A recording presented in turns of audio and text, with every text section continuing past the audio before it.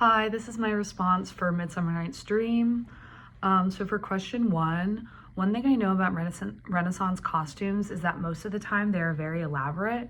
Women are usually seen in corsets with large hoop skirts, and men are usually seen in suits, sometimes with the ruff, which is almost like a collar accessory seen on men. I noticed in this play, however, the costumes are more modern. Only the King Decius was wearing something similar to this, whereas everyone else was wearing a more casual version. Bottom was even seen wearing a flannel shirt. I think that this is supposed to make the play more relatable to the audience, as well as provide for a very obvious contrast between the upper class and the rest of the characters, like the rude mechanicals. For question two examples of children's performances in this play are, first, right before King Oberon comes in, when they all greet Robin. I think this shows two things. First, it says a lot about the importance of Oberon and how he's very well respected, pretty much stopping all of the antics the children have going on. I also think it shows the importance of Robin, not only among fairies, but also among the movement of the play as a whole.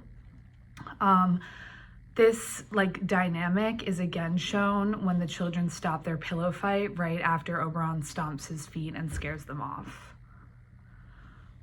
For question three, so something that confused me is why the rude mechanicals are even a part of the show. It just seemed a little random that 6 laborers would be putting on a production for the king.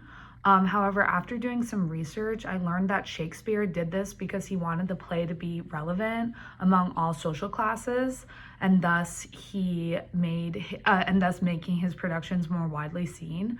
I think that this is interesting because viewership wasn't something that had even crossed my mind, but now that I know this information, it makes a lot more sense. For question 4, so in terms of power, I think Midsummer Night's Dream highlights how men of power believe they can get away with whatever they want without consequence, kind of similar to what was explained in Antigone and Ferguson.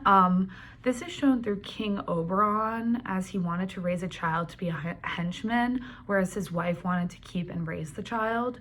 He decides to try to make a fool of his wife by making a love potion that will make her fall in love with an animal so that he can have the child. However, this does come with consequence, as Titania falls in love with Bottom and Oberon ends up feeling very sorry for what he's done. I also think the play indicates that politics override power, as seen in the non-fairy world. For example, the play begins with Aegeus expressing that Hermia has to marry Demetrius instead of Lysander. However, when Theseus vetoes this and tells Hermia to marry Lysander, that's allowed. For question 5, the visual scene that interested me the most was when the children came out introducing the forest of the fairies.